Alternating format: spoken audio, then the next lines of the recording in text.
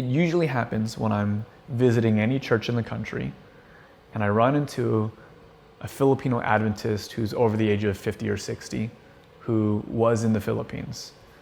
And of course, there's that initial, oh, are you Filipino? And like we make friends. And so what's your family name? Well, and I tell them, I'm an Alincid. That was the family that my mother's family name. Like, oh my goodness, are you the descendant of my great-grandfather? And immediately, yes. And I don't think I've met a Filipino yet who's here in the States, who's within this age bracket that didn't know who my great-grandfather was.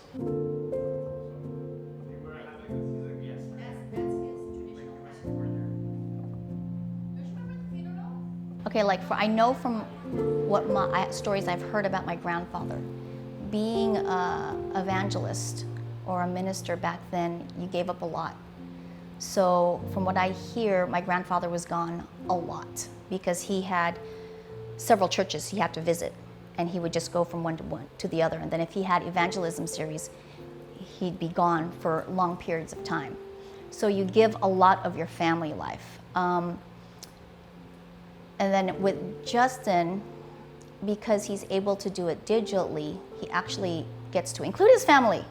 So he'll come down here and visit us, which is nice, which is still considered business.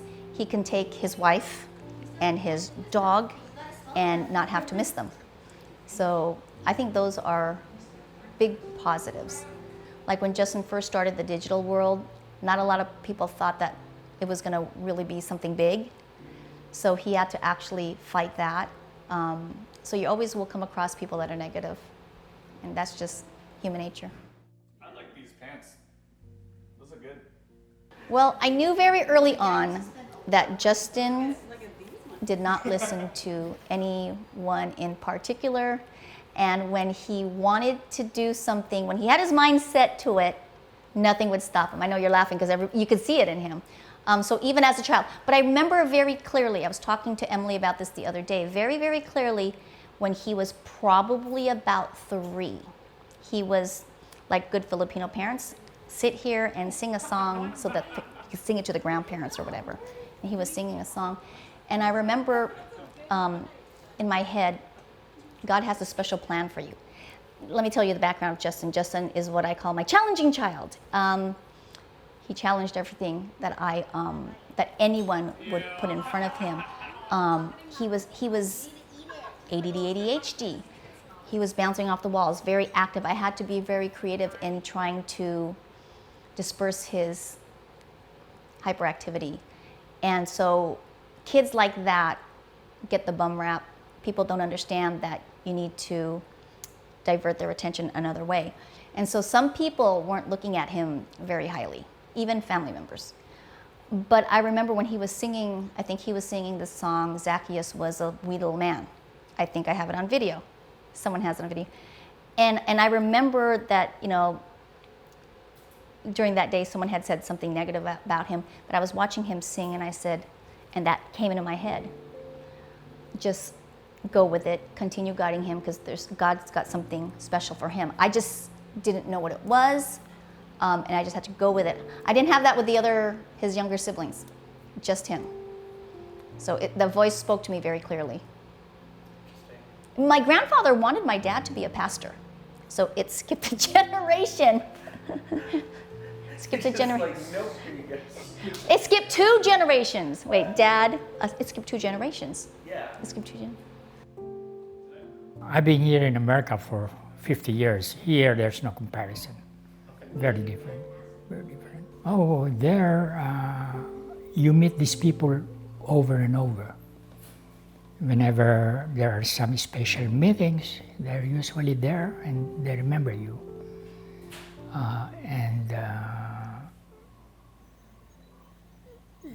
The fellowship is much deeper. Most of his meetings were very, very well attended. It's usually he puts up a tent. It's a tent effort setting. So it was fun. The topics, runs from, I don't know how the sequence goes, but creation, Daniel and Revelation and the Sabbath and the basic beliefs. In the Philippines, it was called the South Central Mission. And there are several provinces, maybe 5 or 6 provinces in that mission. Usually you're given territories, like usually given in an area called a province. So you're in charge for all of that province, and you move from one town to another. Because after that, church building follows. Because normally there are no Adventists in the area, so we do a lot of church building. It will be maybe 3 weeks every night. That's every night, maybe even 4. And during daytime, sometimes I'll tag along and visit. Go and visit with him, So, very rarely, That is basically for out of curiosity on my side. Nothing more. And a lot of times I'm by myself, living with someone else, or so very little interaction with my dad because of the type of work, and at that time, he would have 3, maybe even 4 evangelistic meetings a year. So, and it's in different places. So, and we are usually either left at home with my mom, or we fend for ourselves. And when you're in that position, you're looked up to by these members, as if you are really, actually, God as far as they're concerned, because, He teaches them lessons and everything. And it's different at that time. Believers then were really down to earth. That's why, I really am very proud of him. He is, for someone who really did not have any formal education, he knows a lot about Adventism. I've always known that ministry comes at a cost. I see that in my own life. I see that in the lives of many of my friends who are in ministry. But to hear my big dad say, didn't really know his parents, doesn't really have a lot of memories outside of evangelism proper. I don't know, that hit in a different way. When I started doing ministry, I felt like I was the only one doing it, which is kind of weird, right? Because my mom teaches at an academy, the same academy that I went through, kindergarten through 12th grade. She still teaches there today. And so she's been working for the church for forever. And yet, for some reason in my mind, I felt like I was the only one doing ministry. It didn't even click that my great-grandfather had this rich history of what he had done. I felt like I was a lone ranger setting out on a different path. In the majority of Asian cultures, at least in the one that I grew up with, it felt like you had to be a doctor. It felt like you had, for me in particular, I had to be a dentist because my dad's a dentist. And I just never pictured my life being happy had I done that. And so there was this inward sense, and I don't think my parents ever explicitly communicated this, nor would they even agree with this idea, but I felt like I was going against the grain stepping into ministry. I felt like I was doing something that I wasn't supposed to. So no, I don't think I ever really connected the dots between my life and what he had done. Not until many years later. So my earliest years of ministry were doing literature evangelism, Bible work, and public evangelism. And I think it's about 10 years of collective experience with this, which means that I've knocked on over 100,000 doors. I preached evangelistic series all over the country, internationally at times. I got really used to life on the road. It got to the point where even when I was actually at home, I would sleep on the floor because I was more comfortable on the floor because of all the floors I had slept on in all the churches across the country as a coal porter. Doesn't work so well now that I'm married and my wife likes soft mattresses. So I'm always like, no, let's just sleep on a hard mattress or sleep on the floor. I don't know. It's just I was used to life on the road, used to life on the go.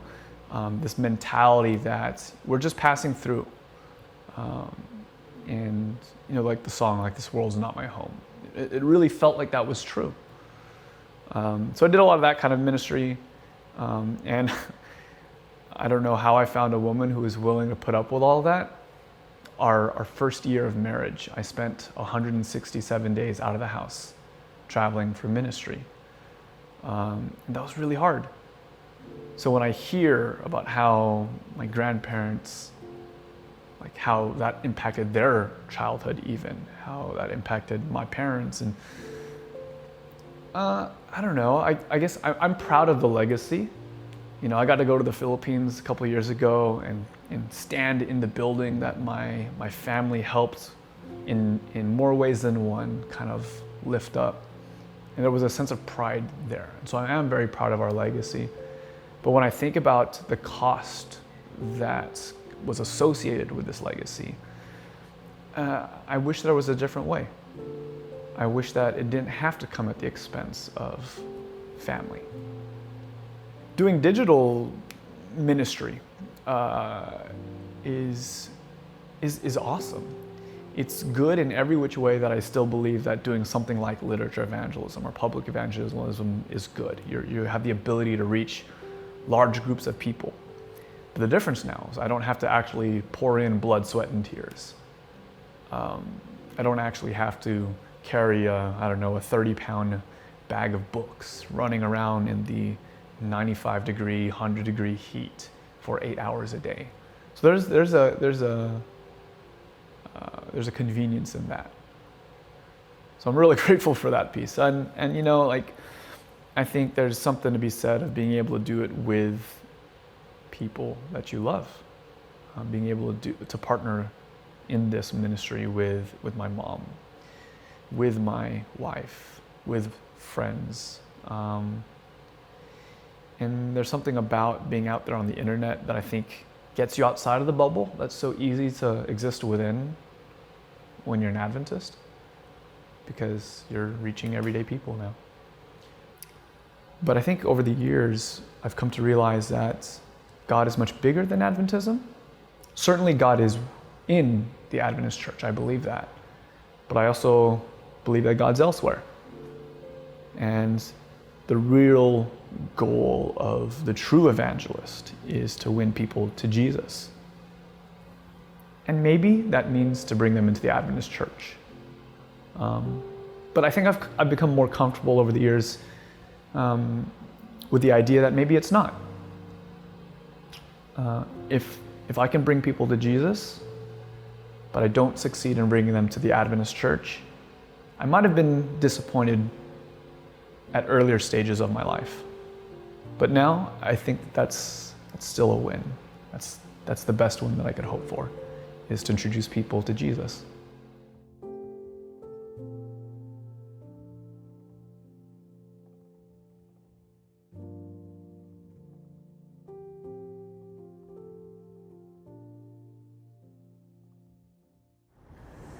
So I feel super fortunate to be able to include my family into this project.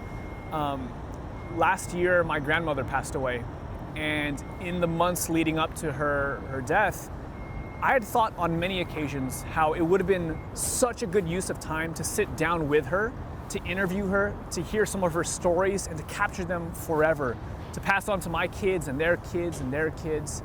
I think what's super beautiful about having technology like we do today is that memories and stories can be captured permanently. And so being able to sit down with my grandfather, with my mother, and to be able to hear, where did we come from? Like quite literally, like how did we get here to the United States? How did we come to be? Like, what were some of the challenges growing up in the Philippines, maybe a part of the world, a specific community in the Philippines that I might not ever get to visit, to get that kind of insight into what life was like for them. Man, it's invaluable. And so I think something that, whether it's for a project like this or not, it's increased my curiosity about life. To hear stories from people that are part of my everyday experience, or maybe even to hear the stories of my cashier, as I'm buying coffee or pizza or whatever the case is. Every single one of them has a story to share. And so much of that is just at our fingertips, just waiting for one question in order for it to be unleashed. And I think about how many times I go throughout my relationships never having tapped into those. And so, yeah, I think that's something that's changed for me. I want to be more curious about people's lives. I want to be more curious about what have they experienced that changes the way that they see the world and how they see their role in it.